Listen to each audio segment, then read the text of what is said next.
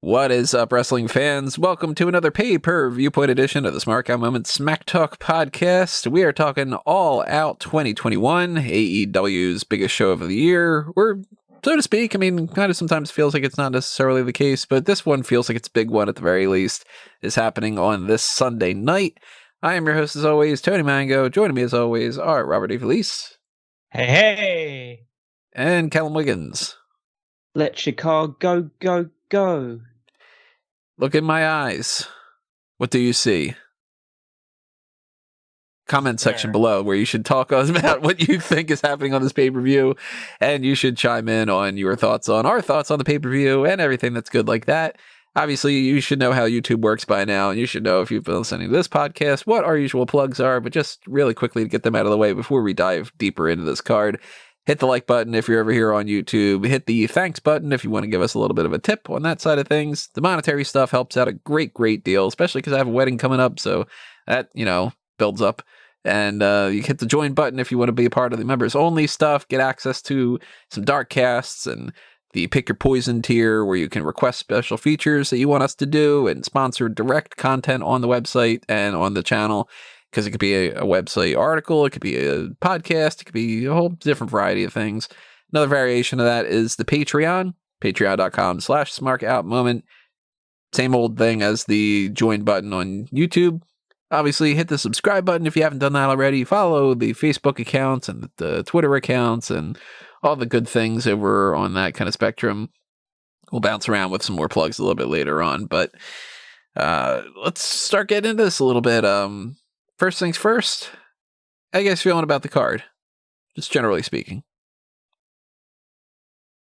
Excited. It looks like a hell of a show. There are certain things that maybe people were expecting to see on All Out, which aren't going to be happening. I'm sure we'll discuss that when the relevant matches come up. But overall, I think this is a pretty stacked out show. Yeah, this card, if you just look at the poster for this card, you just go, wow, this is one of the most special things happening in wrestling.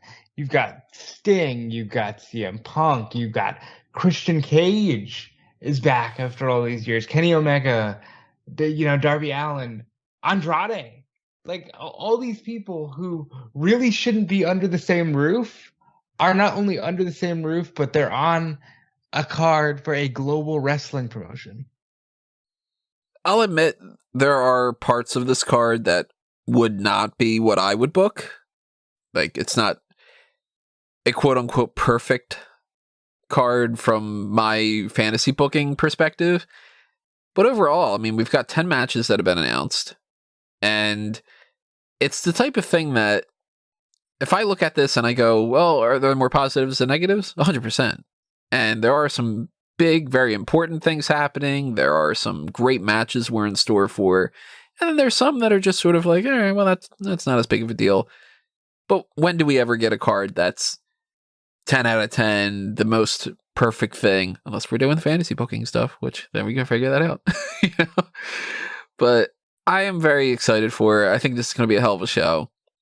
And I don't know if we're really going to get any more matches added to the card. I kind of don't think we will, because it is already 9 matches plus the buy-in. We know what the buy-in's going to be.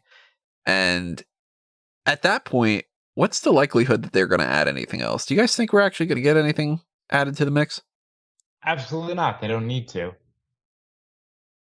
Yeah, I'd say I'd say there's very little need to. There's not going to add anything onto the card which is going to make more money out of the show or add more buys to it on top of what's already been delivered. Yeah, the show sells itself on quite a few things, but one thing in particular. There's plenty of shows coming up. If there's one thing that I'd say is on the cusp of potentially being added onto it, but I feel like they're going to save this for a Dynamite or Rampage anyway, would be Jurassic Express versus the Good Brothers for the Impact Tag Team Championships. I didn't even think about that, but that's a good match. And honestly, if that happens, I think Impact would be a cool way for Jungle Boy to get more reps in, and would be a great team to add to the Impact roster for a little bit. there are some people that are off the card, and that, I guess, more than anything else, would drive the potential for some other things to be added. And some people, they've already written them out of the mix, so we know, like, Hangman Adam Page is not on this card, and he's on paternity leave.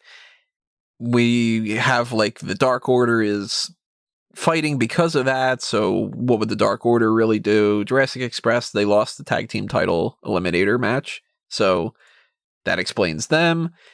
We're missing the Hardy Family Office, but really, are we really missing much about them? Yeah, define missing. You know, yeah, like, do we really need TH2 to wrestle here? Not necessarily. I will say it's surprising to me that we don't have Brian Cage in some match with Team Taz.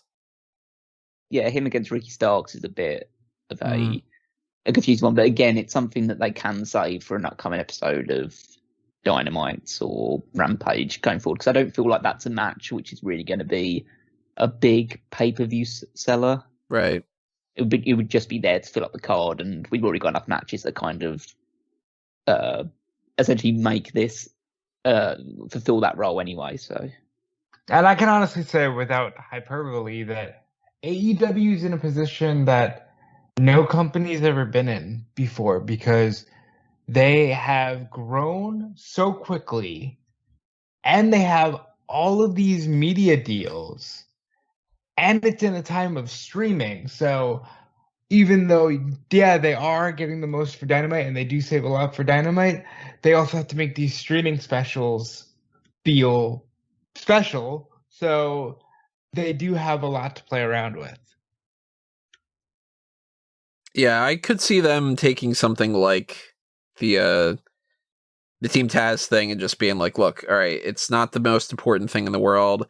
Let's not focus on adding that to the card because pretty much everything else that's on this card, even if it is on the lower end of the spectrum from, let's just admit it, most people, the criticism would be, why is the Paul Wight match happening? Even that, it's his first match here. He's an established name, that kind of deal. But just running back like Ricky Starks and Team Taz and that kind of thing, if it's just that Ricky Starks retains, then that's not the most important thing in the world. And they want to stack up like Rampage ahead of time, because they are treating this as like a weekend kind of deal. Yeah. Makes sense. Yeah, of course. And it's just like, if you do Brian Cage versus Ricky Starks on this show or something to that effect, then it's just going to be a match on a stacked card, which people won't really remember too much. Whereas you could build a good portion of the Dynamite show around that match. So, yeah, it doesn't seem like it's financially viable or worthwhile to add this to an already stacked card. Stacked in terms of like volume as much as it is about quality matches. Yeah, that's one of the only things that I could imagine really being in the case. Everything else, I mean, we got some people that might be into the Casino Battle Royale. We don't have the rest of the Pinnacle and the Inner Circle in the mix, but they don't need to be because that's not the story being told. Cody Rhodes and Malachi Black, I mean, that would have made sense, but they did it already, and we don't know why Cody's not here. I guess he's filming. He's filming the show. Yes, Go Big Show. The Go Big Show, yeah. Yeah, the Go Paul White. Yeah, and he always does it around at this time of year. So basically, it means that Cody will never ever be on an all-out show. It seems like that's the case, right? And maybe they could have incorporated the Ethan Page and Scorpio Sky kind of deal with oh god, what's his name? Archer, Lance Archer. Oh no, the other guy. Oh yeah, you're about Dan Lambert. Yeah, Dan Lambert. Yeah, I was gonna say Dan Garrett. That's a Blue Beetle. But Lance Archer would be one of the people they'd be facing. They're going to save that for, I think, for Arthur Ashe, because Archer's in Suzuki-gun and Minoru Suzuki's working New York City that week. So we will see if he's also working New York City for AEW. I think that'd be a hell of a guy to bring in. Other than that, if they do decide to add something into the card, obviously by the time this ends up, you guys are listening to this, it'll probably be when Dynamite's out. We're recording it around 12:30 before that. But they might announce something different on Dynamite, or at least more people into the Casino Battle Royale or something. Whatever it is, we'll address it on the hot tags. We'll get into it on the website. We'll do whatever it might be. But I don't know. Let's start getting into the matches that we already know about. The buy-in is currently the 21-woman Casino Battle Royale. We've seen plenty of these by now. We know how it works. You're going to get some groups of people together as the different suits for the cards. So you got the spades, you got the, et cetera, et cetera. And eventually we get the Joker card, the final person. Usually some kind of a surprise. Leo Rush was the last person, and we've gotten, some surprises here and there for other things. Right now, the people that are announced in not alphabetical order, I'm going to read it on Wikipedia. Nyla Rose, Thunder Rosa, The Bunny, Big Swole, Julia Hart, Tai Conti, Diamante, Penelope Ford, Red Velvet, Hikaru Shida, Emi Sakura, Jade, Cargill, and Kiera Hogan. Is it Kiera or is it Kiera? It's Kiera, right? Kiera. Because I've heard Kiera, and then I was like, I Well, think that's wrong. right. Yeah. Maybe that's like the Omos and Omas kind of deal. Somebody says Kiera. Have you been listening to Mark Henry on commentary again? Is he calling her that? No, I just assume that's probably out of all the people that are on commentary. He would. He'd probably be the most likely one to get it wrong. Those are the people that are in the mix. We need 8 more names. And then, of course, we don't know exactly who they are, but there are people that are on this card that could, we'd still have some people on the names that they haven't incorporated. Leva Bates, Layla Hirsch, Riho, Yuka Sakazaki, Abaddon, Jamie Hayter, maybe. Serena Deeb is injured, if I'm remembering correctly, so maybe not her, but Serena Deeb is injured. They could always bring her back here, but that's already 6 names. Yeah. And then you just got the Joker, and I think we all have a pretty decent idea of who the Joker is going to be. Kylan King could be in the mix too. They've got plenty of people that they can put in there. No, they added Red Velvet, right? So yeah, Red Velvet's in there. Kylan King will probably be one of them. And and then I think there's Chelsea as well. I wouldn't be surprised if Chelsea was in this match.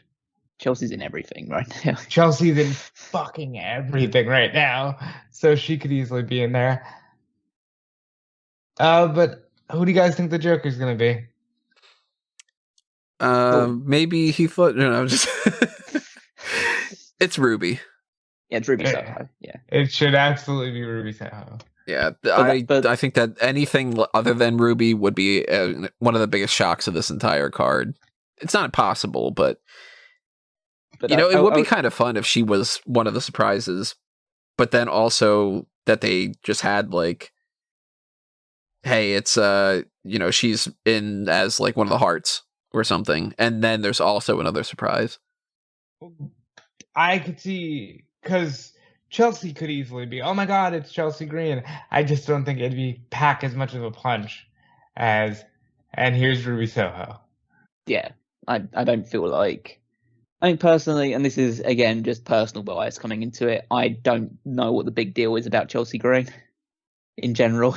I don't think she's a particularly good worker. She's definitely a good character, but like I just don't feel like I need to see her on Impact and NWA and Ring of Honor and AEW. And it's just like, just pick a place and stay there. That's probably would be my suggestion. Or go to places where I don't think she's going to get as much of a look in beyond a one-off if she comes into AEW. I mean, I know people don't like when you compare people to their significant others, but she is very much in the same vein as a Cardona, where I think they are a great type of wrestler for a specific show. I don't know if AEW is that show. However, I can see Chelsea getting the look. Yeah, I mean, she just had this whole thing with 2 pay-per-views for NWA. She's in the spotlight right now. She's somebody who, I mean, they've proven in the past now, just because they bring somebody in with AEW doesn't mean that they immediately sign them. So for anybody that would be like, well, they wouldn't bring her in because she's going to probably work Impact or whatever. Oh, it doesn't mean she needs to. And they got a working relationship with pretty much everybody but WWE at this point. So anybody who's not in WWE, they're kind of fair game. I could see that potentially happening, but I'm thinking it's just Ruby. we know that, at least with Chelsea, we know she's working Ring of Honor, so she can't really be signed to AEW at this point. It must be just like a one-off thing for a while. But I'm excited about the people they've already got in there. Excited for Ruby to almost certainly come in as well. I will say that if Ruby is the Joker, as we all expect it to, well, as that being the likelihood, I don't think she's going to win the match. Really? I have a very specific person who I think is going to win, and it's not Ruby. I feel like I'm flat out going just with Ruby. I just feel like, well, the winner of this match immediately goes to the world title, and I feel like Ruby could actually start a feud with somebody and start to build her character up. With like she gets eliminated by somebody, they start feuding off the back of this. Because I think there's one thing that we can be in agreement of in terms of where AEW is still lacking that they can going forward. They need more women's feuds that don't surround the women's title on either Dynamite or Rampage. And so add an established name like Ruby Soho, immediately give her a feud with someone like, I don't know, the Bunny or Penelope Ford or something like that, and that gives her something to do while she builds up for an eventual title match. Yeah, and that's actually who I would pair her against. I know Penelope and the Bunny are doing like a team thing going into this, so I'd pair up against them for now and just build her character. I think Thunder Rosa's winning. So yeah, that's also where I don't think that as well. I think it's way too early for Thunder Rosa to fight for the AEW Women's title again. I'm thinking kind of the same. But there's a show at a stadium, and I think that's a good place to do that match. But I think that show is already going to be sold on both whatever, well, talk about Bryan Danielson is going to be doing, and I think that's where they're going to do Omega versus Page. That's why I can see that. So I just don't think you need Rosa versus Baker. You need Baker to do something, but at the moment I'm thinking out of the ones that are listed, I would say the one that I'm leaning towards the most is Big Swole.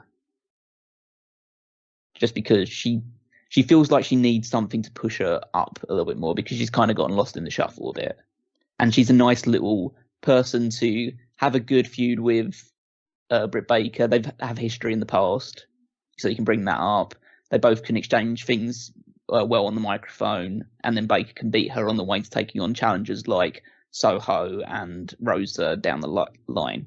Like, to me, Rosa's the person that takes the title off of Brit Baker, and so you don't want to have that match yet. Right. Yeah, I think that's, you save it for at least like Revolution, if not, Double or Nothing or so. Yeah. It's too early to take the title off Baker. Baker's still really, really like over with the belt right now. And I think if you have Rosa, because Rosa's probably the next most over woman they have on the roster. So why would you go through that match already? Because either it means you cut off Baker's title reign short, or it means that you have to have another rematch with Rosa a couple of months afterwards. And even though I think people get a little bit overboard about the AEW when AEW do rematches, because they aren't as facetious about it as WWE are. I just don't feel like they want to run that match too many times over and over again. That's for damn sure, though. You are much, much less likely to watch incessant rematches in AEW. So, oh, absolutely, yeah. Yeah. And Thunder Rosa is another person you can just have her get eliminated by someone and build a feud around. Again, I just want to see more straight up women's feuds in this thing. But there's some interesting stories, because there's interesting, like, Jade Cargill's undefeated. Mm-hmm. Like, I assume that they're going to do the spot where basically everyone gangs up on her and throws her out at one point. Yeah. Because they are protecting her to the extent that where she's winning squash matches, but she's getting nowhere near the title because she can't do that type of match yet. Nyla Rose is out because she just faced Britt Baker, so maybe they'll do a spot between those two, because like they're the two most impressive physical specimens they have in that match. So they should probably beat the hell out of each other at some point, do the whole like one monster versus giant type thing. And I know people knock this promotion's women's division a lot, but I think if you look at where they started and you look at the fact that legitimately, like, Britt Baker is one of the most genuinely over characters on the show, and all of the people that they can have coming in, I think they're going to build a hell of a women's division. It just takes a longer time. And thankfully, this is one of those places where you got to say those releases were kind of a positive, because that opened up a new host of talent to come in and join this division. I certainly would never ever question the talent in the women's roster. It's just the exposure is the issue for me. But like the list of people that we already have in this match, like there isn't really a bad wrestler amongst them. There are some that are more green than others, but nothing that really is what I would consider damaging. Yeah, but that's for sure. Yeah, and it's a battle royal too, so it's the type of thing that like even the people that are a little bit lesser in like the experience category, they're mostly just doing punches and kicks and trying to hold themselves away from getting eliminated. It's not like this is the catch can kind of sort of deal that you have to really know exactly what you're doing with all of your, how do you balance out the rest holds and how you do this, and like, yeah, it's not that complicated. And like this is one of the matches that like I'm most excited for just on the card, just because the way they've always done the Casino Battle Royal matches in the past is just a case of they're quite like fast paced. They've got a good amount of action. They expose the like they give enough time to like give some people some good exposure before they're eliminated. You always have like some sort of surprise return or new face appearing. So it's one of the matches that you actually leave the show talking about the most, really. So at the end of the day, I'm still sticking with Ruby because I kind of feel like everybody who, you know, like the Tai Conti and Big Swole, they could just kind of win lots of matches and rise up the rankings. But it is the easy pick, so I'm going with Ruby. You guys are going with Thunder Rosa and who else? I'm going with Swole. Big Swole? That's what it was. Yeah. I've got Big Swole 1 and then Tai Conti just like as my like dark horse to win it. But I'd pop for Conti. That would be a really cool one to do. Yeah. Well, that is going to be the buy-in. That's something that, you know, keep in mind when it comes to checking that out. It's on the pre-show. It's not on the main card. So if you are not set up ahead of time at around like 7:30 is usually when this starts, that'll be the Casino Battle Royale. It's a good way for you to check it out, see if you're interested in buying the rest of the card. Maybe you don't have the money for it. I don't know. If you do have the money for it, whatever, you know, check it out. That's interesting. Moving on here to, I guess we should just talk about the AEW Women's World Championship. Kind of coming out of that, Dr. Brit Baker is defending the title against Kris Statlander.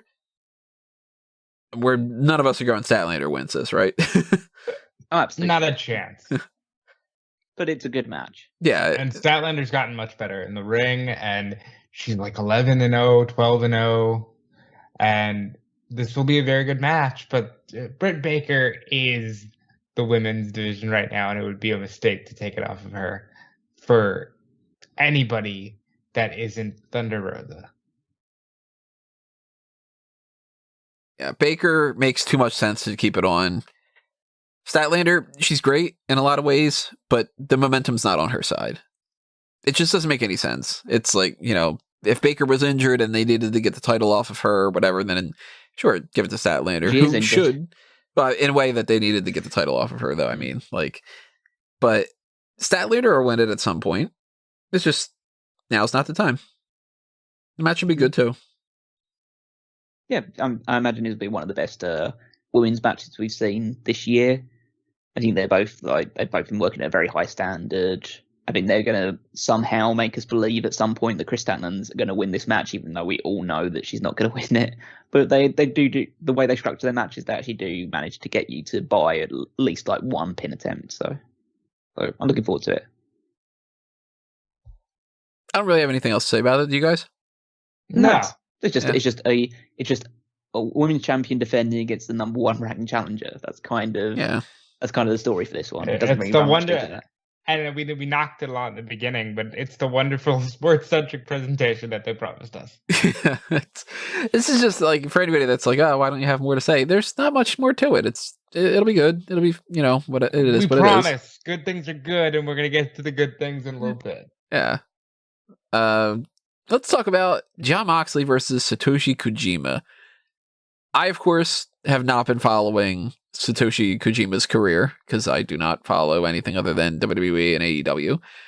So you guys will have to fill me in on, the legendary status of his career, how that's ranks and all that. Because from my perspective, to be perfectly honest, again, I'm ignorant of this, it feels like they had built up the Tanahashi match and then either New Japan got cold feet or they said, well, we want to keep that for one of our shows, so we'll send you somebody else that Moxley can beat. I mean, there's a lot of things going into this. I don't think we'll ever figure out whether the real plan was to have Tanahashi versus Moxley on this show, and plans got derailed because New Japan for the last 2 years has been gone through the ringer in terms of COVID, injuries, just overall booking calamities and stuff along those lines, that it's hard to know if this was the plan all along or whether they were just teasing the idea of Tanahashi for a little while and then, okay, they'll get Tanahashi at some point. I mean, we've seen Tanahashi. Tanahashi won the title from an AEW, won the US championship from an AEW guy, right? Lance Archer, yeah. So at a recent show, that New Japan Strong Resurgence. So we know that he's currently got a championship that Moxley might go after at some point. Kojima's an interesting one because Kojima's already been over in the US for a little while, working Impact and a couple of other shows. He's one of the veteran guard of New Japan Pro Wrestling, so he's somebody who's got name value. Obviously, he's former world champion. He's been working for a very long time. But he's one of those people that you just put in with the current crop of stars and he'll lose all the time, and he will be here to lose this match as well. There is zero chance that he beats Jon Moxley. So, but it's just going to be a fun, I imagine, just shy of 10-minute match where they just do some strong style stuff, and strong style was cool when it's, especially because a lot of the other matches in the card won't utilize that sort of style. So it'll be a bit of a palate cleanser almost. It's funny. Jon Moxley is a former WWE champion, US champion. When he was there, he did just about everything you could do. Did he win the tag titles? Yeah, several times. Yeah, and well, no, what's the Shield was Rollins and Reigns, no, but did they? No, 2017, they won it. 2017. He won. They beat McIntyre and Ziggler, I think, wasn't it? No, they beat the Bar at SummerSlam. Oh yeah, they did. At wait, SummerSlam, yeah.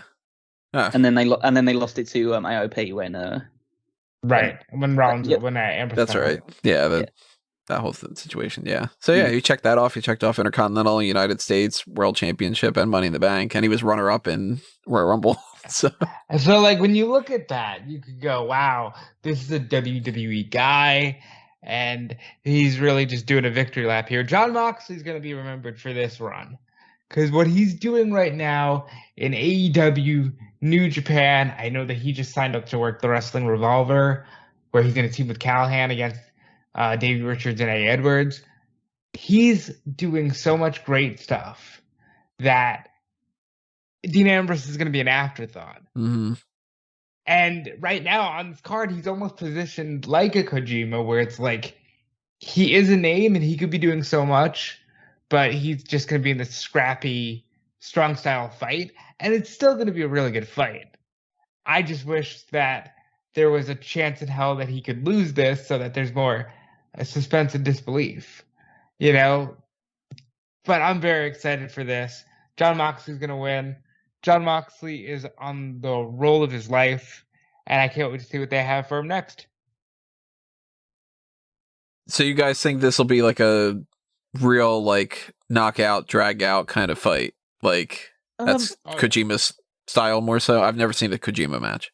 Well, his style is strong style, so it's essentially this is where you're going to see 2 counts after clotheslines and stuff like that, and I don't think it's going to be like brawling around ringside too much. I don't think, because Kojima is how old is he right now? He's 50 now. So he's his second youngest guy on this card after Jericho. And so I feel like second oldest, should I say?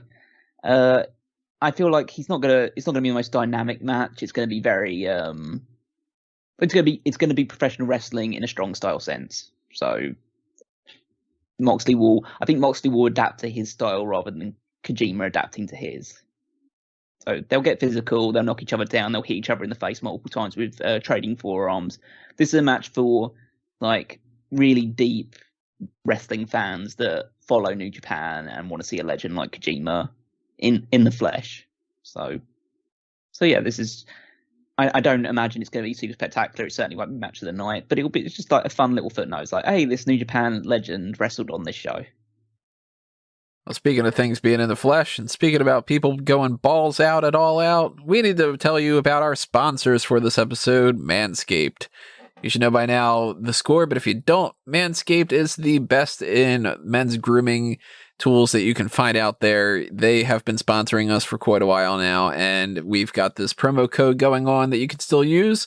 If you use the promo code SMARK, SMARK, over at manscaped.com, you will get 20% off your order, no matter what the order is, and you're going to get free shipping for whatever it is that you order as well. We've gotten some people that have been renewing things with their subscription services, because that's a thing. Once you start using these products, you're going to get hooked on them. So then you're going to want to keep getting, you don't want to go with something bad after you get something that's great. Now you know how this is going to work out. So now you're going to keep wanting to use the best tools that you could possibly get. They've got their advanced skin safe technology. Make sure that you don't end up cutting yourself up the way that Jon Moxley does in pretty much every single one of his matches lately. It's not going to be like using the barbed wire and all that. Thankfully, not the exploding barbed wire, because that wouldn't have worked anyway the way that was at that pay-per-view. But the products over at Manscaped, they do work. I still, at this point, have only charged my Lawnmower 4.0 one time, and that's all I've needed to have it charged. But it's got the wireless charging and everything, so that's easy for you to do too. I just used the Weed Whacker nose trimmer again yesterday. The best nose trimmer that I have tried out of 4 or 5 different nose trimmers over the years. That's just the easiest. It's not once cut my nose at all, like some of the other ones have done. It's the type of thing that if you haven't tried it yet, you definitely got to try it. And you got no excuse when it comes to using the promo code. 20% off. It's a big chunk of money. You can use that in the Casino Battle Royale. Maybe see how that gets you if the Joker card is still up for grabs.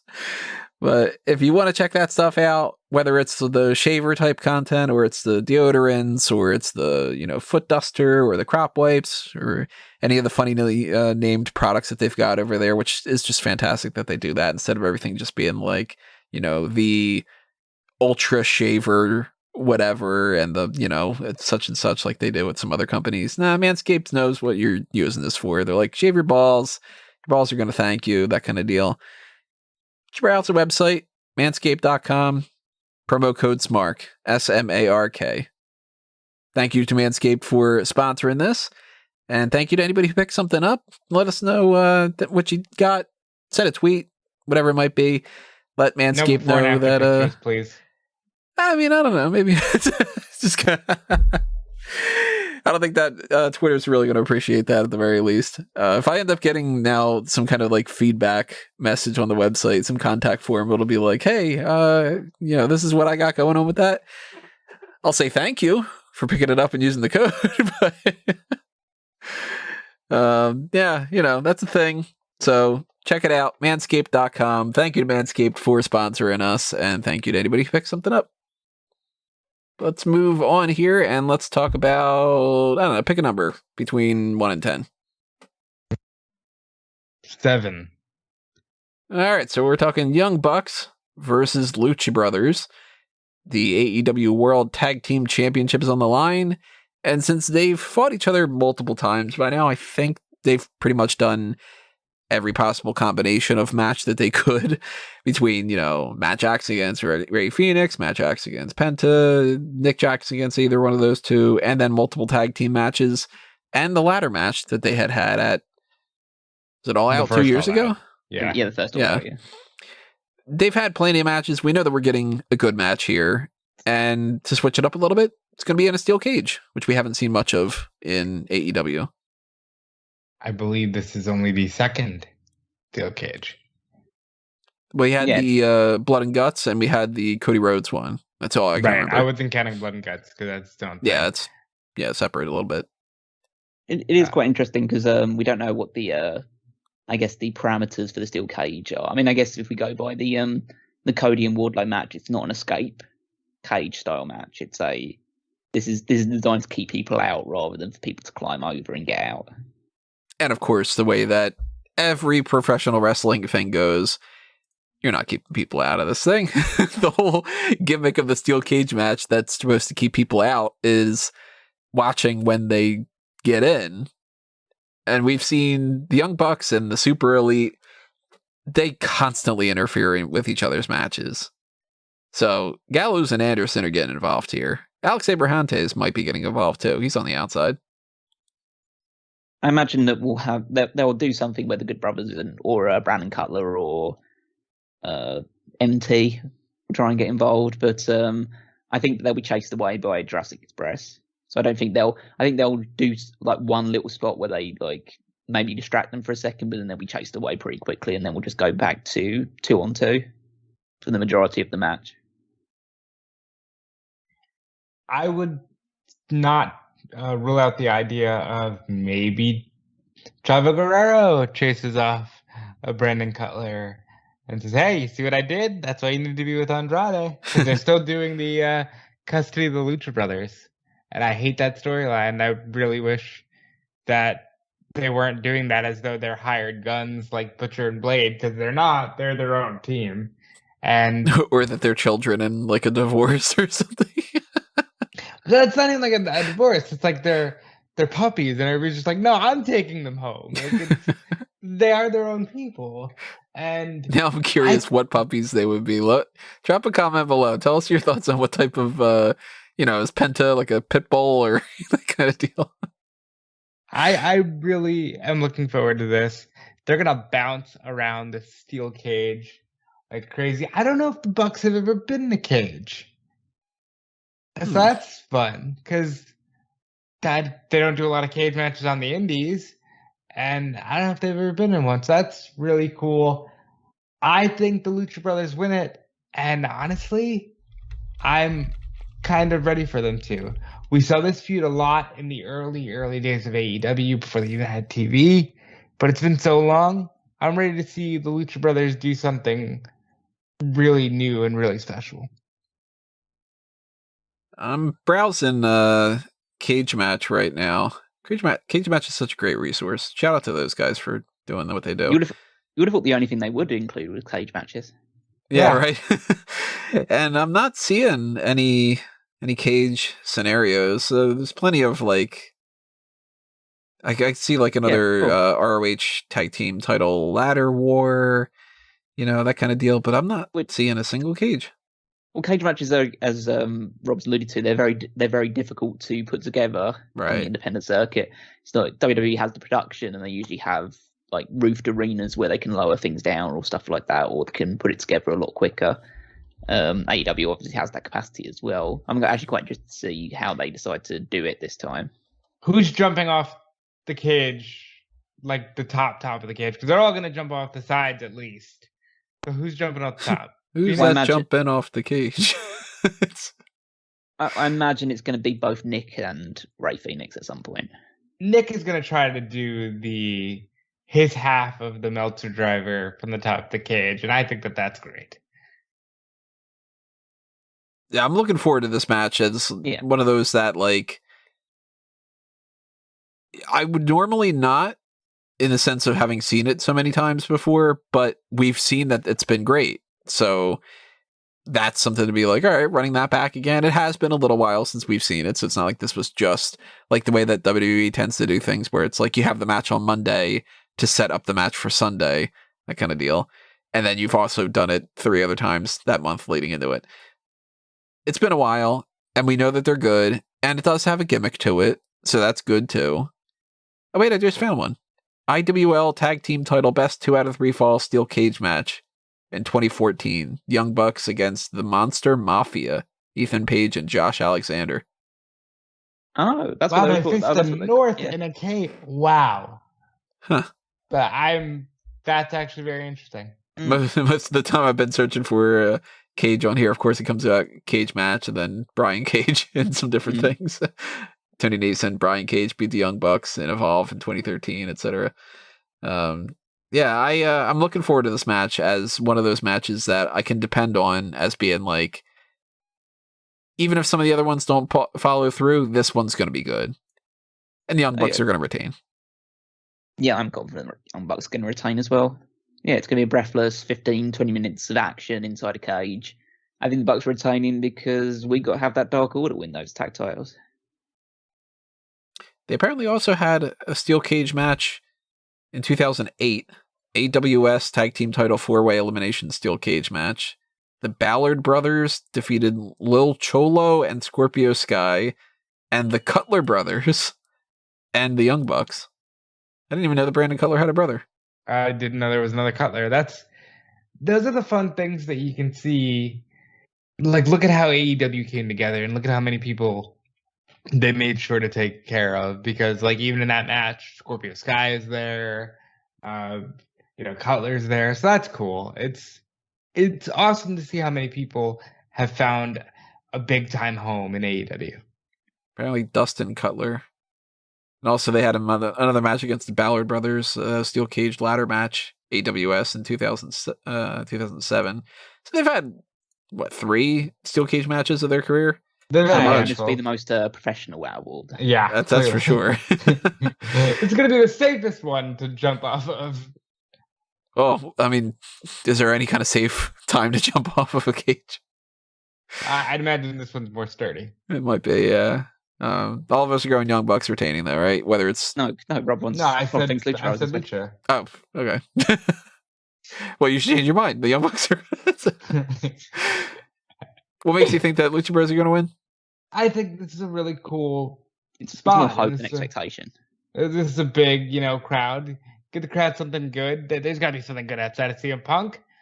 Give it to the Lucha Brothers here, and it's not like they're full-fledged baby faces, right? So they could always lose it to Dark Order or Jurassic Express. It doesn't mean anything if they lose it to the Dark Order. That's true. I don't know. That's the thing. I feel like that they're gonna. The thing that they're doing with Dark Order right now, they have to get out of this funk at some point, and whoever the person that gets them out of this funk will be either, it will either be Adam Page or it will be -1, and that will lead them into like getting the momentum back and finally challenging for the tag titles and winning it. But that's just me. I'm not saying that it's absolutely certain that Lucha Brothers can win, but I just feel like they're just there to have a really great match with the Young Bucks, and the Young Bucks retain. Yeah, but this is just another match on this card where it's like, look at how many options there are, and look at how it's not a set in stone thing. And I think that's the most fun thing about this brand. Nothing is ever like, oh, they're definitely going to do this. It's clear as day. Hell, we all kind of were heading into the whole Kenny Omega is definitely going to fight Adam Page at All Out type of thing, and we're not getting that, Right, and they're still giving us something really good. I kind of lean more towards it's not going to be Dark Order that beats Young Bucks. I think it's going to be Santana and Ortiz. That's another very good option as well. And they're not in the title hunt right now. They're kind of just like sitting off to the side. Pinnacle's taking a break because of FTR, and the forefront is the other match we'll probably get into next. And then Santana and Ortiz, of course, they haven't won the titles yet. They're a big enough team. There are names that are popular. Like, they check off everything off the list. Like, they'd make sense too. I think, again, just a wealth of talent that you can. It's the best tag team division in America. I'd go with even like Varsity Blondes down the line if it ended up being the case. I like those guys. Yeah. I like them a lot, again, they have loads of options. Yeah. So I don't think it's going to be Lucha Bros. I think Young Bucks are going to retain here. And I guess we'll find out on Sunday. Let's talk about the Jericho match. Jericho is facing MJF again. he has lost their previous encounters. The only time that he's won anything across that has been if it's not directly just MJF. MJF had won the first match that they had together where that got him into Inner Circle. Of course, we saw how that all panned out. And then eventually Jericho goes through all the labors. He gets through Juventud, he gets through Wardlow, he gets through Nick Gage, etc., and loses to MJF again. So the only way to get around it is he puts his career up for the line, meaning if Jericho loses this match, he will retire from in-ring competition in AEW at the very least, if not all route entirely. He has kind of referenced here and there. Nobody really knows exactly when I'm going to just give things up and have my last match. But I am not anticipating that this is now. I think that Jericho wins this. I think this is just a hook to get people talking about it and make it seem like it's a bigger deal, because it is a bigger deal. If he loses, he loses. That's a big deal. Eventually, MJF's got to lose that. I think it happens here. I'm just going Jericho scores the Judas effect and wins. Yeah, I really wish they would have just left it with the fifth labor and Jericho lost, and that's that. Because Jericho is openly saying, well, I'm not going to do the teary-eyed retirement.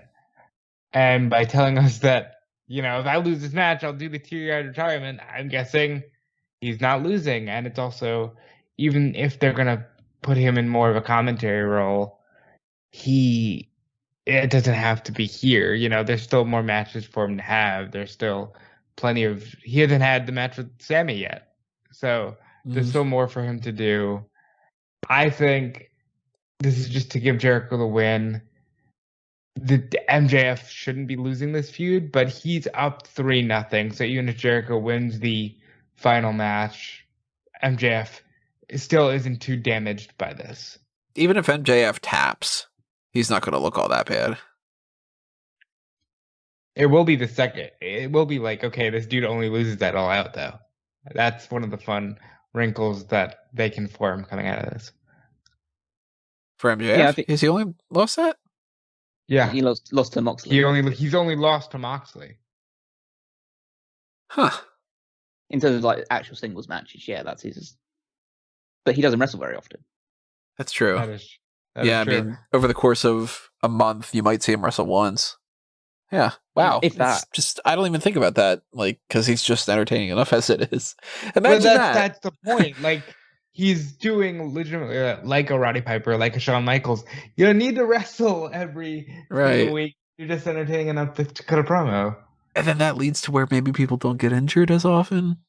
Imagine that. And it doesn't seem like you're just doing all the rematches constantly, and then it's not boring, and then people don't turn on people. Oh my God, it's almost as if logic. Just when good things are good, it's just... I'm just checking now. He's only wrestled 10 matches in 2021. That's awesome. And that's less than once a month. And only 2 of them are singles matches. It's more than that. and only 2 of them are singles matches. So what were the singles matches? Guevara and Jericho. Wow. So he's had his 2 in the last couple of months. The rest of them are Stadium Stampede, Blood and Guts, Pinnacle versus Christopher Daniels, Dante Martin, and Jurassic Express. It was a house show actually, so that doesn't even really count. But World Tag Title match when the Young Bucks were still baby faces. Right, where he teamed with Jericho. Yeah, they beat the Acclaimed on Dynamite. They won the World Tag Title Battle Royal to earn that tag title shot. Beat the Varsity Blondes in a tag match as well. Beat the rest of the Inner Circle in that 3-way tag team match. Right.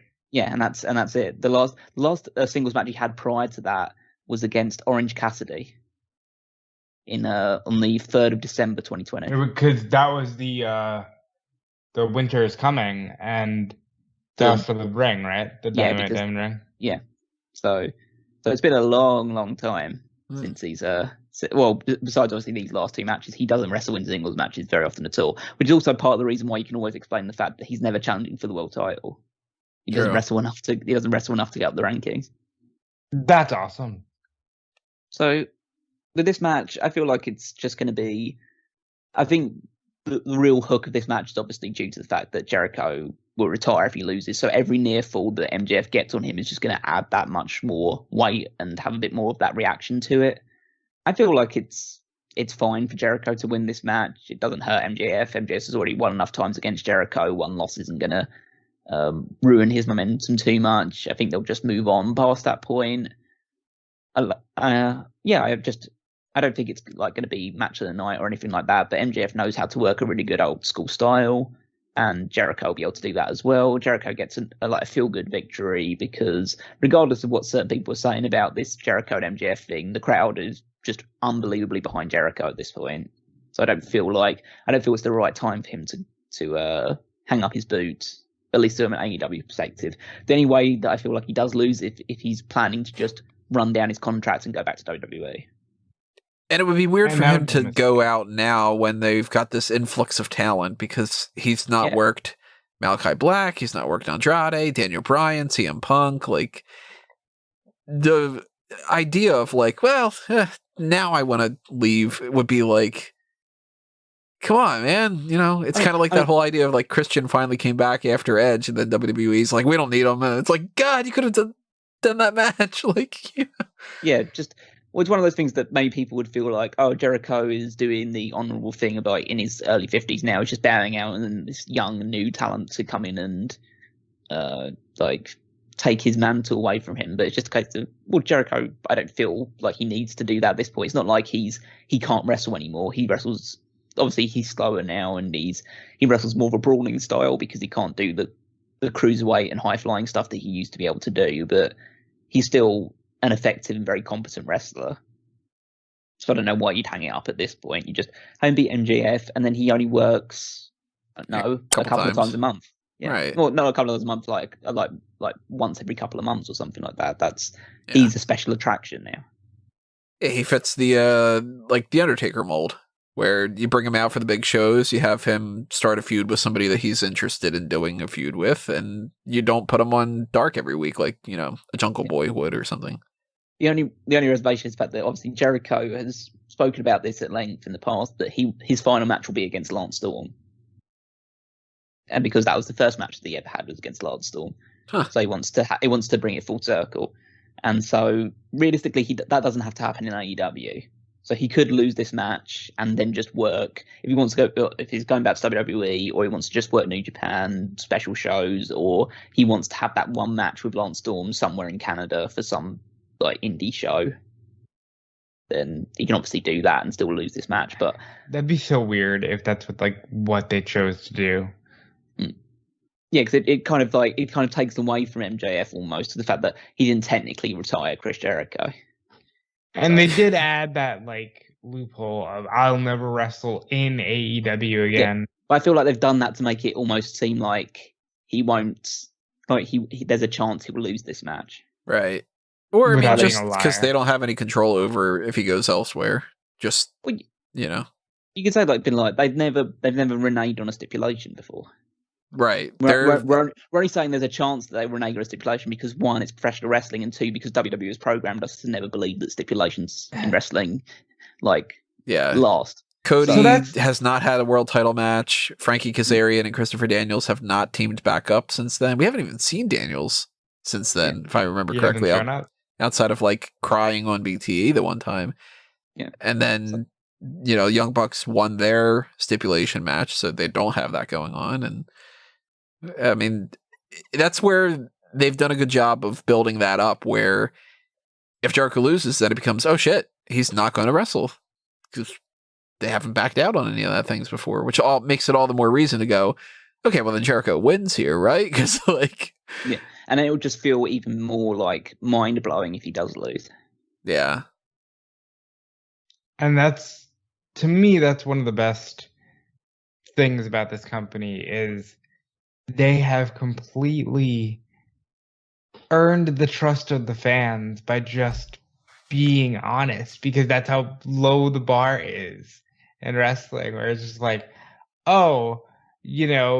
you wanted a certain somebody to pop up on the first dance, and he showed up. Look at that. We're not going to bait and switch you. We're not going to lie to you. We're not going to, betray you. It's that easy. Yeah. People like when things go the way that they like, and this is an entertaining thing that makes us happy. Put smiles on faces. So we're all going Jericho? Jericho has to win. Yeah, I'm sticking with Jericho. Moving on from that, the TNT Championship match, Miro against Eddie Kingston. This is another match that's mostly just a match. It's kind of filler. There's no way Eddie Kingston wins whatsoever. No, but when Miro's on the screen, we all win. So that's the main. That's Shout the main out thing to of this fucking guy, right? Like, this guy is so good. I would say, obviously, we haven't gotten that far into the show where we can talk about like AEW awards. Miro's winning pretty much like tons of things from me at this point. His mic work is unparalleled. I feel at this point, the little vignettes that he does is fantastic. His in-ring work looks dominant, and yet he's still selling for people and making people look good in the process. It's perfect. His run at the moment is as close to perfection as you can get. And talk about another guy who doesn't have to wrestle every week. He cuts a promo and you're sold. Because he said, this is the word of the Redeemer. I'm going to kill you because you're the original sinner. Perfect. Sold. He is doing what they should have been doing in WWE. He finally got around to what happens if you give Rusev the credibility instead of the best man thing didn't work out. That was just misinformed idea. All the stuff with the Bobby Lashley and Lana relationship drama nonsense, that was clearly not going to be a good career option for him. Just have him go out there and have him beat people up and be that kind of guy. And it's working. Imagine that. I think it adds to everything. Like, I think if you just look at his run on TV from Rusev to now, it all makes sense. Like, his wife cheated on him. He went crazy, dyed his hair, said, I'm just going to play video games and have fun. And now he's like, nope, I found myself again. I found myself through God, and now I'm going to hurt everybody because God told me to. Like, it just, everything he's doing works, and I love it. He's been mostly running through people that are on the lower end of the spectrum, which is totally fine. Like the Fuego thing was interesting because, hey, if he wins, he gets a contract. He hits that DDT. They've been telling this story a little bit about that DDT, which I think that'd be fun if that's how he loses. But Kingston's not going to hit that DDT and get that win. He's just another person kind of being fed to him. He'll put up a fight, but it's not going to be some 20-minute brawl that Miro skates by with the skin of his teeth. Nah, Miro's retaining here for sure. I think Miro's going to win, but I definitely see it being, wow, he almost lost there, because Eddie Kingston's a big deal. And Eddie Kingston can take him to the limit. And honestly, if Eddie Kingston was to get the win, I wouldn't be shocked. I'm not going to say that's my prediction, but I wouldn't be shocked. Kingston would be, he's a perfect choice for this just because he's so over as a babyface now and he's beloved as a babyface. And I feel like he's someone who'll get the right reaction out of Miro. I feel like it'll be a competitive match, but I still feel Miro's going to, I don't say win handily, but he'll still win in a dominant style because it'll force Kingston to either tap out or pass out to the game over. But yeah, Kingston will get some nice hope spots and a couple of near falls, and the crowd will eat it up. If this was happening in Arthur Ashe Stadium, then Kingston would win the title. Correct. Because that would be the roof would go off the place if he won the title there. But because this is happening at All Out, they're going to keep the title on Miro for a while. And realistically, they probably should, because I feel like there are better options to take the title off of him eventually. Well, but hear me out. If Eddie Kingston was to win, who would you see him defending against, and kind of who would be the next program that you'd put him against? Kingston, Andrade. Yeah, Andrade was the first one that came to my mind. I was trying to think of somebody else too, because they've got a lot of people. Thankfully, the TNT title has not lost credibility yet. If you're in the mid card, you've got a shot for it. If you're in the upper mid card, that suits you. If you're in the main event, you could very easily win that championship too. So yeah, it's prestigious still. Yeah, like the types that are on like the Andrade and Pac level, the John Moxley level, the Jericho level, like anybody could potentially be in the mix for that title at any point. Other than I wouldn't imagine somebody like, Ryzen winning the championship next or something. Which one of the best things about the TNT title, and it makes me happy that they have a championship like that, because that's a title you don't need to be ranked for to win or to fight for. Obviously, I appreciate the fact they have rankings for their other titles, but that's one where you can just okay. Because realistically, at the moment, the way it's been running is that Miro's challenging people to fight him for his title. Like people aren't challenging Miro for the title. He's saying, "I want to fight you, and I'll put my title on the line." And it's been people on the lower end, so he's been kind of running through them. But he's been making Fuego had some good spots there for a good minute where it was like people were buying, hey, he might actually win this match and such. Yeah, I just like the fact that even though there are people down the lower end, he's always got a reason. He always has a reason for fighting these people. It's not like he's just like, oh, I'm just running through no names because I just want to win matches and keep holding my title. It's like, no, I want to fight this person because he's desperate to get into the company and I know that he's not good enough, so I'm going to keep him out of it. Or with Eddie Kingston, the reason why he's fighting in is because he's the original sinner, as we've said, where like he's the guy that lost a match for the TNT Championship and got a contract anyway. That's the reason why Miro doesn't like him, because he doesn't feel like he deserves to be in AEW. Makes a lot of sense. Mm. Yep. Imagine that too, as well. You put a little bit of logic in there, you end up making that something. It means more, Well, just like the fact that, like, I don't know. I just don't know whether they ever planned on doing this match, especially not all out or anything like that. But they put enough pieces in place where, like, say, oh, how can we put all this stuff together to make it make sense? And they've got a way of doing it. It's just, it's excellent storytelling, even though you didn't know you were being told a story in the first place. It's not that I'm doubting Tony Khan per se, but I'm almost determined to believe that they are falling into it. How? How are you getting these great stories out of things that are just sort of falling together? There's no way you could have said when you hired Eddie Kingston that, okay, this is what we're going to do with it. But it's a beautiful coincidence. I'd imagine it's a byproduct of them saying how WWE should be doing things, which is, we think we're heading in this direction because of whatever the reason might be. What can we do with it? Instead of how it tends to seem to work in WWE, where it's just like, let's announce Bobby Lashley against Sheamus, and then by the time it happens next week, we throw the script out and say, let's figure out something else just for the sake of fuck the thing we'd started ahead of time. One of the most maddening things I've ever seen on TV, and I have no idea why that one got to me as much as it did. It's more just due to the fact that even though they're kind of like falling into these things, I don't think they're giving people enough background and story development that means that they can just throw them together in these things because they have lore, if you want to use that phrase, behind them they can use to just mold in the way they want to. So they don't need to have a real like long-term plan in place, but they've got characters that we understand and they've got history that they can utilize from to just build stories for the future out of almost nothing. So it's how things should work realistically. Yeah. So yeah, but Miro's going to retain. 3 votes for Miro.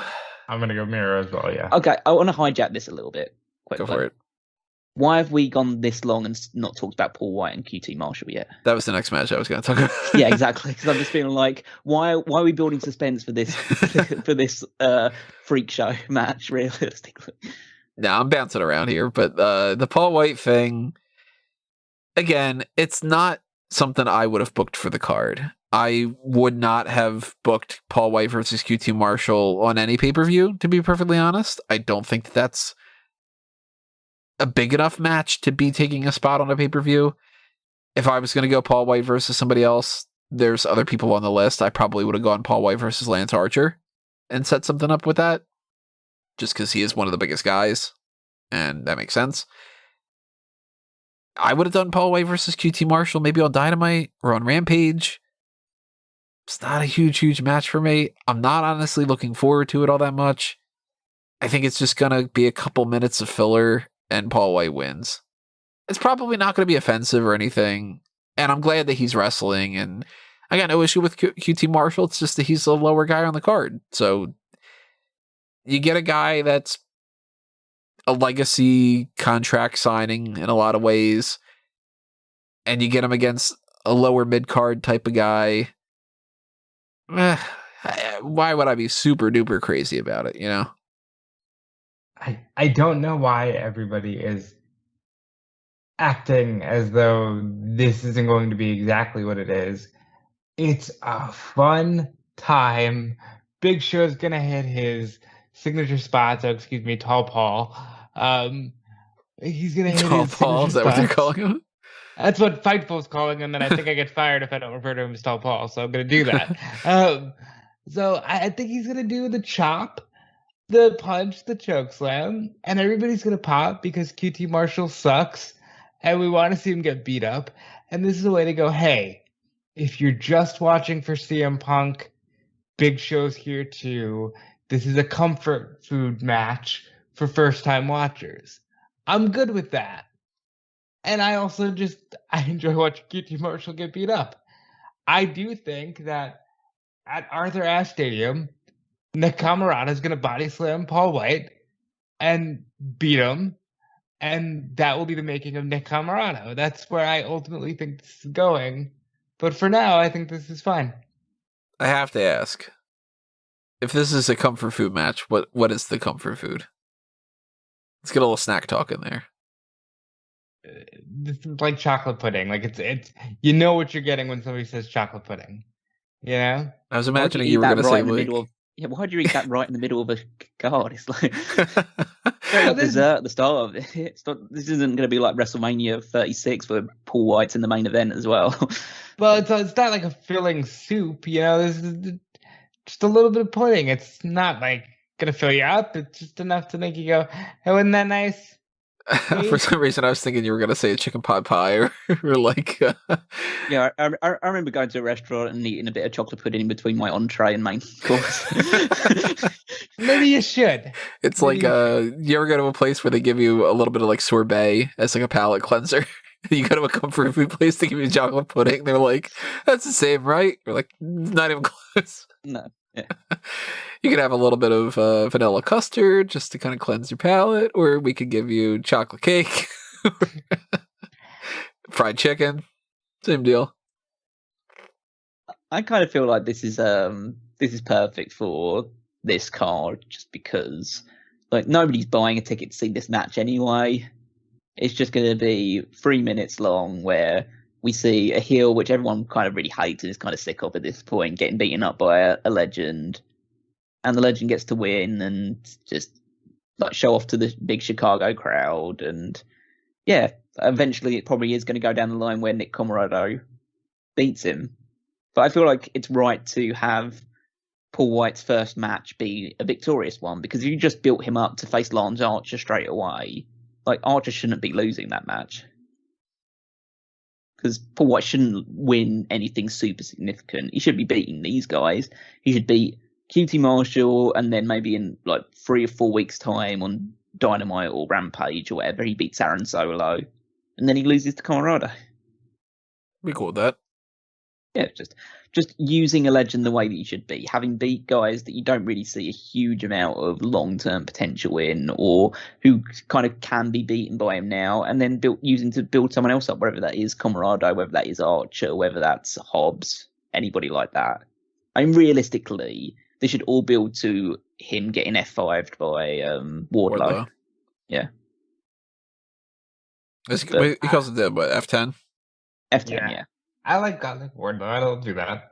You know, but I definitely think for now, the first guy he's building is Nick. So let's see where that goes. I wouldn't be upset about that, but honestly, I kind of feel like I'd be happy with Wight just beating all 3 of these guys and then losing. His first loss should be to somebody that is going to be like a nailed-on big deal. Or like a Brian Cage, or... I don't care. I mean, I don't care really enough about Brian Cage. I don't think Brian Cage needs it. I don't think Archer really needs it either because he's like pretty established by this point. Like Wardlow's the guy that I think would get the most benefit by being the first person to beat Wight in AEW. Or the bunny.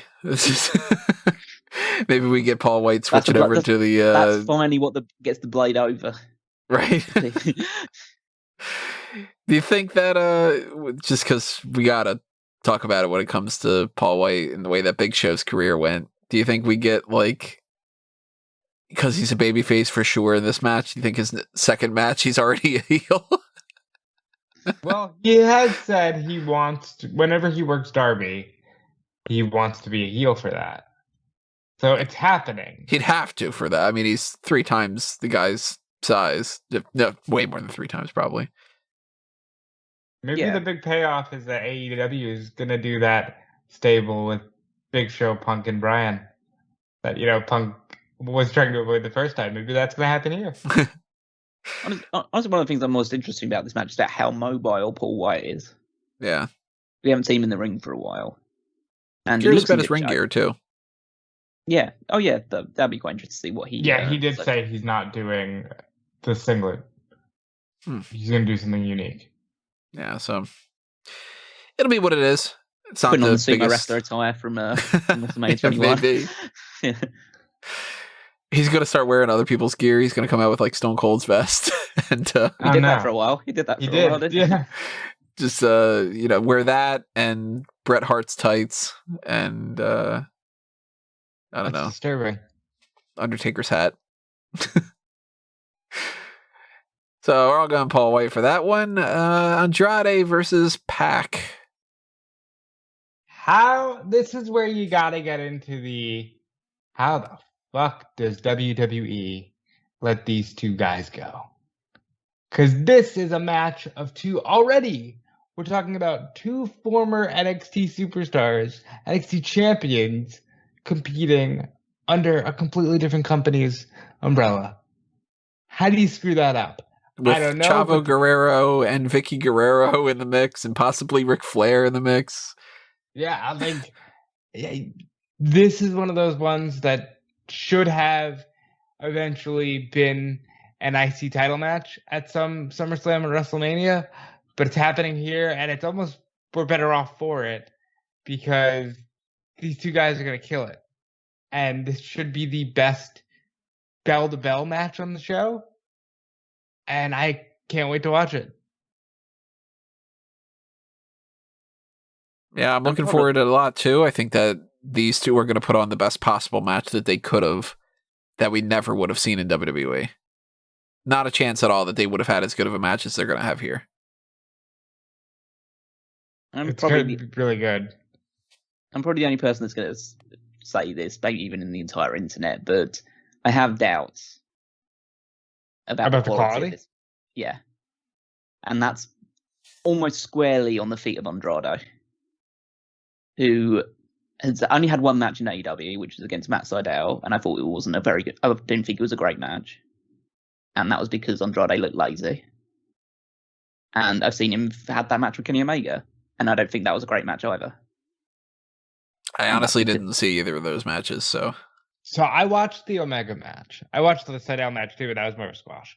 I watched the Omega match, and I'm going to lay that on AAA and go, well, they're doing the Lucha thing where it's more like, how can we get to the next spot? I think they'll work a different style here, and I do think it should be good, but, I guess we'll see. Yeah, that's the one thing. It's just that I feel like it is going to be a great match, so I don't want to take too much away from it, but I don't want to, there's a lot of people that are just taking that as a given, that this is going to be an unbelievably awesome match, maybe match of the night type thing. And I'm not saying that it absolutely won't. I'm just saying that if it isn't, then I feel like this is going to expose Andrade a bit, because there's no way that Pac is going to be blamed if this match isn't as good as it's billed to be, because Pac always delivers pretty much. And he had a match with Matt Sydal recently, and that match was great, much better than the match that Andrade had with him. And I feel like I don't know why, but I'm getting slight vibes with Andrade that Andrade's here for a paycheck. I don't know where I'm getting that from. It just doesn't feel like maybe it's because he isn't working regularly, and maybe it just feels like it's a bit more of and the idea about this creative control in his contract, I just feel like he's a bit too, like, full of himself. Well, I almost get the mindset of like, who are you to be demanding creative control in your contract? Like, okay, you're marrying into the Flair family, and you do have historically a good work, like, have been a good worker beforehand. But like, it's not like this isn't Bryan Danielson, this isn't CM Punk, this isn't. I wouldn't even say it's Malachi Black. This is a really, really good wrestler who hasn't been a draw in North America. So I'm just feeling that's the kind of issue, that just the little bit that I have about Andrade is just like, why is he the one that's being given this limited amount of creative control? What has he done to earn it? Does it count that he's bypassed Alberto Del Rio in some ways? I mean, like, I'd be raising an even bigger eyebrow if Alberto Del Rio came in and was given creative control as well. It's just him saying like, okay, I want at some point in this show a 20-minute promo talking about how I didn't do those things to that woman. And how Paige's a bitch. It's just like, no, I just don't see. I haven't seen it with Andrade yet. It hasn't clicked for me yet as like why he needs to be a big deal in AEW yet. Like, cause I don't look at Andrade. I know I mentioned that him maybe challenging for the title, but that's more just name value as opposed to like what I've actually seen from him. There's nothing that if I had no idea who Andrade was coming into this, I wouldn't be saying like, oh, this guy's should get a big push or anything along those lines. Are just like, oh, he's just a guy who doesn't wrestle that much and lets other people talk for him because he can't really speak English that well. Which is, I thought he could. Like, I'm not as put off by his. I'm not put off it either, but it's just a case of I just don't feel like he's done enough yet to really capture my attention. Like, Malachi Black came in and was just like immediately like captivating. I just don't feel like Andrade came in at the same time. He just moving around a little bit. Like, he comes in with Vicky Guerrero and he does that first promo, but then he's just like, now he's just constantly backstage or coming out to watch a match and has one match which was okay. Yeah, so that's the only reservations that I have. It's all square on Andrade, and hopefully that all gets cleared out of my mind by this match being as good as we all anticipate it might be. Yeah. And we're all going Andrade wins, right? Yeah. I believe so. Be very surprising if Pac wins. Oh yeah, it would be hugely surprising. But like, again, if the match isn't as good as I hope it to be, I hope that Andrade doesn't win. But that's like, I imagine that's just like part of the course, really. So between the world title match and the CM Punk match, which do you think goes the main event? CM Punk. World title. I'm thinking more world title. I think we're thinking for the same reason. For particular reasons. So we're going to hold off on that. We're going to talk about CM Punk versus Darby Allin. Sting is ringside. Yeah, I know. Yeah. That's a good reason. I just feel like that my mindset going into it was like the idea that maybe it would feel a bit deflating to end on that match. I think for that reason, yeah. Yeah. If the thing happens that we hope happens, then yeah, it makes more sense for that to be the main event. So Punk and Allin, Sting is ringside. I don't think Sting's going to be a factor in this at all. Do you guys? I think Punk will talk trash to him a little bit on the ringside, but I don't think he's going to at some point CM Punk is going to have a stare down with Sting, and they will get involved, but he won't get physical because there's no reason. It is a babyface versus babyface match, so there's no blood feud or, you know, he's got to stop Punk from having somebody interfere and cost Darby Allin the match or anything. Like, I'm assuming the way this goes down, Darby Allin puts up a hell of a fight. They have as good of a match as they possibly can. Allen's there to offset any potential ring rust for Punk, and Punk is there to do his thing and to get back into the swing of things and whatever, and to essentially put Darby Allin over in the process of beating Darby Allin, where whether it's he debuts a new finisher or if he hits the GTS, which I'm assuming that's how this ends up being, all right, kid, you did a good job, and he gets kind of that rub without the win. Punk wins, so Chicago's happy. And it's just, a means for people to just be like, oh my God, CM Punk's wrestling. And he's wrestling Darby Allin of all people. Cool, neat, fun, that kind of deal. I don't think there's going to be any swerves. I don't think there's going to be any kind of big, crazy happenings. It's just going to be a fun match and a good segment. Yeah, I think it'll be... I mean, this is momentous. It's hard to really take that away. This is CM Punk's first match since the Royal Rumble 2014. So it's a big fucking deal. And the reaction he's going to get coming out is going to be massive. I feel like, yeah, he will wrestle his style of match. He'll get back in the swing of things. We'll do all his old spots, see how good he looks doing them. Darby will bump like crazy for him. He'll throw himself all over the ring. He'll want to... I mean, this is a great opportunity for Darby to stand out as much as he possibly can. Because there's going to be a lot of people... I don't know how many per se, but there'll be people buying this show that have never bought an AEW show before. Right. People that are coming in just to see CM Punk's match. This is a great opportunity for Darby to leave an impression in their mind, and he'll try and grab that with both hands. But Punk needs to win this because Darby already gets the rub by just being in the ring with CM Punk, I feel, for this match. And he doesn't lose anything significantly by losing this match. Punk gets a victory. He gets to be re-established in the entire professional wrestling scene. And yeah, he can move forward from there. But I think it's going to be a very good match.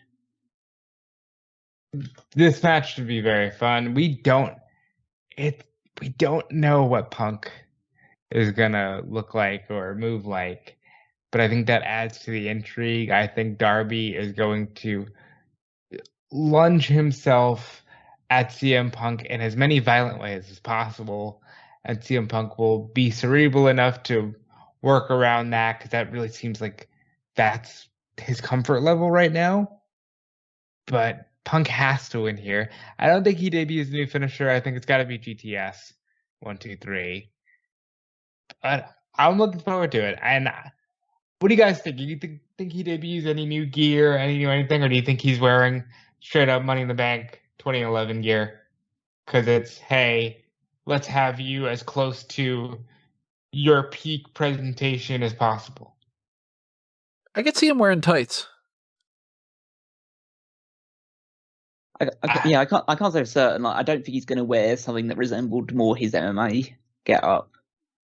Just I feel like that was for that arena. This is for this one. I feel like he's going to wear something which is like Chicago inspired. Right. But I can't say for certain what it will end up being. It would be cool if he wore something that resembled his last match from Ring of Honor.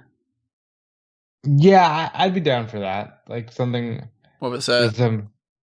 I don't know. It's just like. But I thought you had something specific in mind. Like he wore this, and that would be cool if he did that again, or Well, no, it was just like his old attire from back then. But it's kind of like would lead into the idea that he left professional wrestling in 2005, and now he's coming back at this point. And now he's wearing the same sort of attire. Obviously, he doesn't have the hair that he had back in 2005, but right. I think, but all that stuff's gonna add to the presentation. I think it'll be very good. Maybe Sting even eats a GTS or a knee of some sort. Looking forward to it. So it looks like if I'm looking at the right picture, his final Ring of Honor match was against Colt Cabana. Yeah. I know that much. It looks like it was just sort of regular kind of tights. Did he already start wearing the trunks by that point? Yeah, it looks like that. Just like some black and red kind of get up. Yeah, it was nothing like. That's why I don't think it was going to be anything like particularly major. So maybe he'll do something that's a bit more flashy. I assume he has the resources, more resources than he'd had back in the end of his Ring of Honor run. Looking at a couple pictures here of him wearing like actual shorts. Maybe he does that. Yeah, I would pop for the shorts because his indie stuff was a lot of fun. But I think I think we're getting full like Money in the Bank 2011 because it's just that's CM Punk to a lot of people, and I think again it's that comfort of like let's give you what you remember wrestling being, and then let's hit you with look how good Darby Allin is, look how good Kenny Omega is, and that's what this show is. So that's 3 votes for Punk on that too. That's going to be a lot of fun. And our main event is most likely going to be the AEW World Championship match. Kenny Omega defending against Christian Cage. Not the Page match that everybody was expecting, but hey, look at it this way. Christian Cage is wrestling again, and it is, if you didn't have a preconceived notion of what you would want going into this, it is a big deal. It is a draw of a match. And their last match was great. So you already know, too, that they can work well together.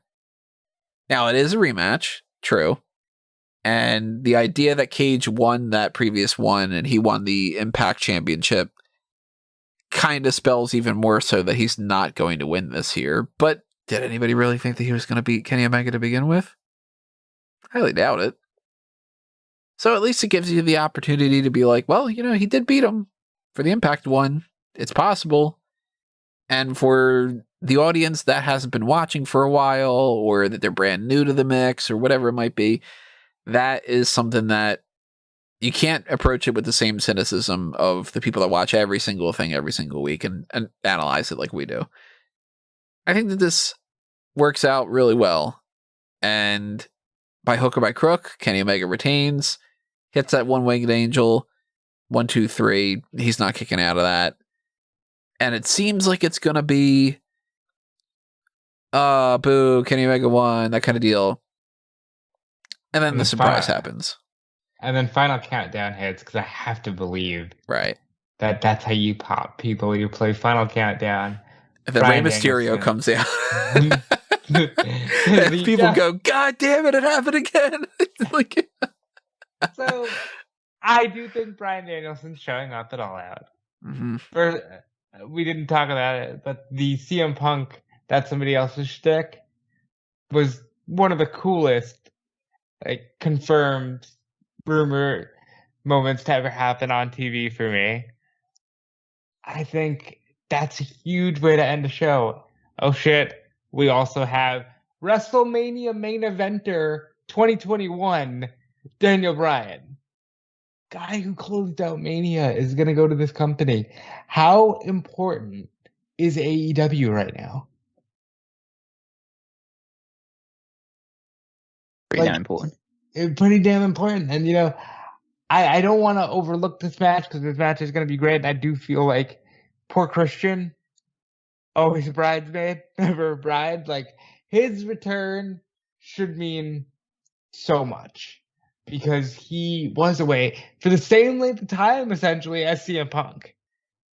And it's very special that he's working again. It's just, look at how much more we're adding on with Punk, with Bryan. We haven't even mentioned the name Adam Cole on this podcast, and he's a free agent and very close with all of those guys. It's just a fun time, and I think that this match will be great. Kenny Omega will win. Bryan shows up, and that's how we go off the air. But I think it's just a fun time and a fun show and a great promotion. Yeah, I'm looking forward to this match. I feel like they've left some in the tank for this match from their match on Rampage. I feel like actually having the match on Rampage has added a bit more fuel to this match in particular, just because we've seen what they can do. They clearly work well together, and they're going to go even further in the match on All Out. I feel like they've done some good work in building up almost a feud between Christian Cage and Don Callis, going through their like shared history as well. So they've worked on this one, and it's not like Cage in the canon of AEW doesn't deserve to be fighting for the World Championship right now. I know everyone got in their mind about the whole Hangman Page thing because that's been such a long, winding story. But it's the idea that Cage is undefeated in singles action in AEW. He's top of the rankings. He is like basically everything that you need to do to challenge for the World Championship, he's done. So this is the right choice to have now. It means you can have the Hangman Page vs Omega either after Ash or at Full Gear, and so you can make another payday off of that. Or even after that. I mean, they could drag that out a little bit longer. They could end up having the Daniel Bryan match. Or Bryan Danielson, I guess we got to get used to saying that. Yeah, the Bryan Danielson match. It'd be easier to just say the Bryan match. They could end up having the Bryan match at like Full Gear. And I think that would make perfect sense. And then the Page match happens at Revolution or it happens at Double or Nothing. We don't know how long he's planning on taking time for paternity leave, or then when he fixes the whole Dark Order when he comes back and everything. Like, they can get around to that a little bit later. I mean, I personally don't like the idea of, unless what they're going to do is Danielson comes in after Omega retains the championship here, and then he goes on a series of wins. I don't want him challenging for the world title if he's not ranked. So he needs to be, and a lot of people say like, "Oh, we want to save the debut for the match with Kenny Omega," but like that feels very un-AEW like to have someone immediately come in and immediately challenge for the world title, unless it was part of a Casino Battle Royal, obviously, because that's like the card they can pull out to use that one if they want to do it at that point in time. It just feels like, oh, I know he's a huge deal. I know Bryan Danielson is a huge deal, but no one should be fighting for the World Championship in AEW unless they've earned it. So, when I mean earn it within like the context of AEW. So, I don't think he should be challenging for it unless he racks up about, at least half a dozen wins between his debut potentially here and Full Gear. I think that they could pull that off too. They could just have the next episode of Dynamite. Kenny Omega comes in there. Who do you think you are? You can come in here and just take a shot at my title or whatever like that. You have to earn it here. Like, you have to go through whatever, and then over the course of the next, because Full Gear is not until November 6th or so. Then I'm not saying it's impossible. I just don't. I personally think they're going to go with the Page thing, and the match between Omega and Bryan is going to be a non-title match eventually. But I feel like, this match will be a lot of fun. The introduction of Bryan is Danielson is something that is going to be like floated around here. I mean, there is always the potential that a certain other person might debut on this show, who is now also a free agent. Yeah, you thinking Bray? Yeah, no. Thinking of Adam Cole. Adam Cole's free. Like, he's That's free. Adam Cole too. Yeah. He doesn't have to worry about the. He has a lot of history with Kenny Omega and the Bucks. So, I mean, honestly, you could have Bryan come out and just like applaud the CM Punk thing, and then have Cole come out at the end of the pay-per-view, lay out Omega. Pay-per-view goes off the air with the whole crowd chanting Adam Cole Day. Like, you have options, and again, that's the cool thing. There's so many options here. That would just be like the most like the world would just like break into madness. The world of wrestling would break into madness. Like, Bryan comes out, like stares down Omega and comes in, and then you just hear another set of music, and Adam Cole walks out behind him, and just like that, and just feel like, oh my god, the main event scene of AEW has just become unbelievably stacked straight away.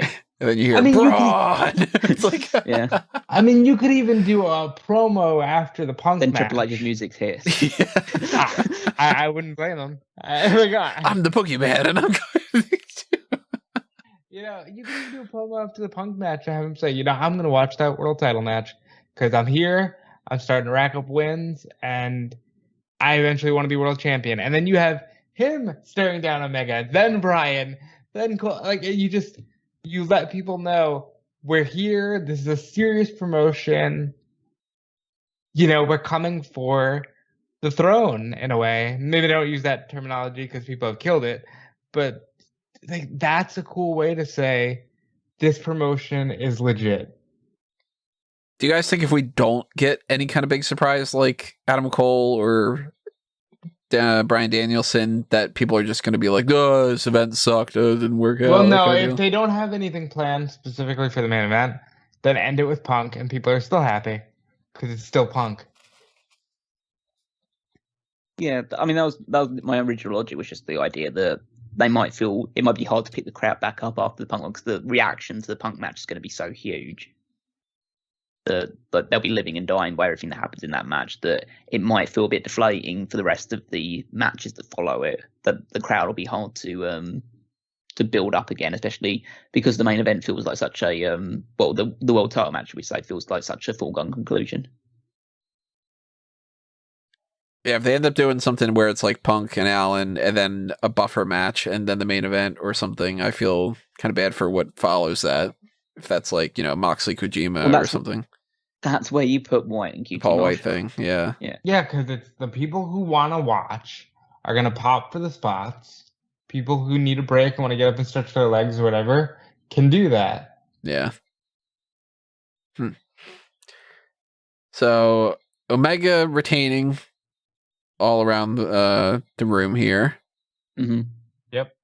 And ultimately, who ends up popping out? Your guess? I'm going Brian. I'm saying Brian for sure, but there is always Adam Cole. Yeah, Danielson. Well, the one thing we know about Danielson at the very least is that we know that he's almost certainly going to AEW. We still don't know where Cole stands at the moment, so, and unless he's been in like really firm negotiations with Tony Khan all week, it seems that one's more just speculation. But it would be cool that Danielson is the more assured bet. How crazy would it be if that's like Cole pops up during the steel cage match and helps the Young Bucks win? And then you get the Brian thing and you get the Punk thing and you get, it's just like Ruby pops up and whatever. And this whole event's just like each match is some kind of like, kind of scenario. Jericho retires, Kingston wins the title. Just kind of people end up just feigning. The cool thing is, this could be one of those shows where you could have all of that. And they're a good enough show where you just don't know. Well, that's what we think is going to happen. We don't know for sure. And of course, tonight, we're going to find out some more information one way or another when it comes to Dynamite. Find some more information on Rampage as well. And we will address any kind of changes or anything in the hot tags coming up on Friday night. Of course, the website will be updated to reflect any changes as well, especially since we have 8 women that still haven't been announced yet for the Casino Battle Royale. So eventually we're going to get some more information about that. And when it comes to the weekend, live coverage up on smarkatmoment.com. And then, of course, the Pay-Per-Viewpoint post-show results and review recap kind of podcast that we've been doing after that. Pretty much as soon as possible afterward. It might be a few minutes or so afterward. I'm not entirely sure. It kind of depends on, how fast I can get things up and running. So I won't be on that one. So if Adam Cole does show up, please have my appropriate level of hype for it, Callum. Because I won't be able to do that. I'll be doing the post-show media stuff for Fightful, and that is where I'll be Sunday night. Do you want to practice now? Oh my God, Adam Cole's there. Oh my God. Perfect. Love it. Settle down there a little. I'm sorry, I got overboard there for a second. Yeah. I'll try and rein it in. So stay tuned to everything that's happening there. Follow Smark Out Moment all over the place. And just to round out some of the other plugs, go to fanboysanonymous.com and check out everything that's happening there. We've recently done a bunch of different fan tracks. We got some stuff going on for the Review to Kill series for the James Bond breakdown. The most recent ones of the fan tracks that we did a Mortal Kombat thing. And before that, we actually took care of the John Cena movie that had been recently released, Vacation Friends. So if you are both hysterical. Yeah, for different ways for some of those things, but I recommend, at the very least, of course, I say you should check out anything like that, but I actually recommend for those pro wrestling fans that you guys are out there listening to this, check out Vacation Friends and watch it with us with the fan tracks on. It was a funny movie, funnier than I even anticipated that it was. You can find that stuff over on fanboysanonymous.com. Like and follow and share and favorite and hit up the Patreon and do all that kind of stuff that you would do over on Smark Out Moment. Same thing for fanboys. You help out one website, it helps out everything in, grand scheme of things. So if you help out both, it's even better. And then that gives you double the amount of awesome points.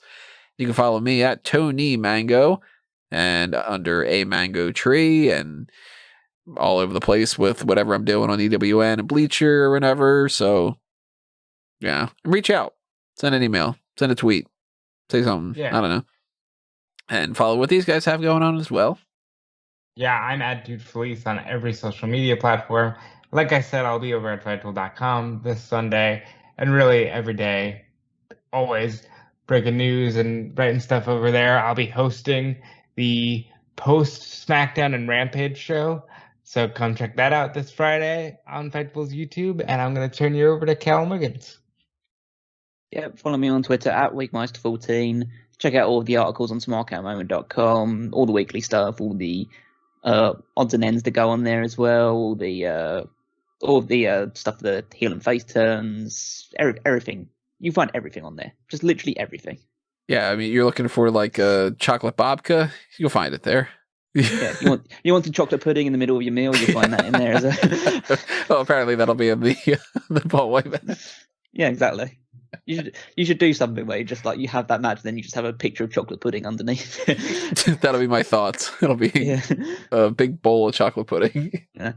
People will be like, whatever happened to this website? You used to be able to say what matches happened, and, you know. But also check out the Power Rankings. That's my week-to-week contribution.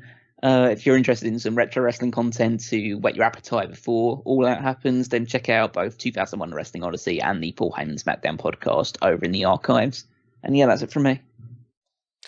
So coming up next week, just to let everybody know, past the All Out content and the hot tags and everything, we don't really have a game plan for this next episode. So we're still trying to get some ideas. Drop a comment below and tell us what you think. What would you like us to do? What ideas you have in mind? If we don't end up doing that, remember there is the Pick Your Poison tier where you can make sure that we do something like that. And I'm still trying to figure out 100% a game plan when it comes to filming some stuff ahead of time or recording some stuff, or whatever, filming. But I'm starting to figure out a game plan for something that I had mentioned before. I think that this is what we're going to be doing. So drop a comment, tell me if you think that this is a great idea or not.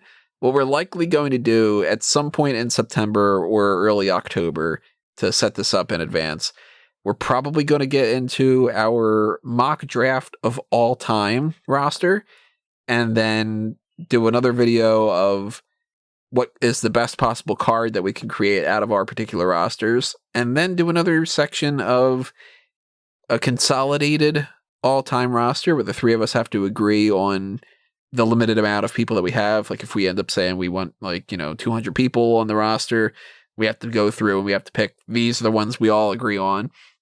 And then we will all agree on a 2-night WrestleMania card with that all-time thing. I think that that's kind of the game plan right now for like 4 episodes worth of material. But if you have any interesting twists or suggestions of where you'd like to see that happen in the future, let me know. And, we'll kind of keep things going along here. Extreme Rules predictions coming up later on in the month and question marks all around for everything else. But at least, the next thing you're going to be hearing is going to be the hot tags. And then after that, the live coverage and everything that comes to the post show. So stay tuned for everything else that's happening here. Check out everything you've missed. In the meantime, go to Fanboys Anonymous, go to Smark Out Moment. I was going to say, go to hell, but that just sounds mean. I was just thinking about the Adam Cole thing. And we will see you when we see you, everybody. But for now, this has been another Smark Out Moment, and we're being counted out.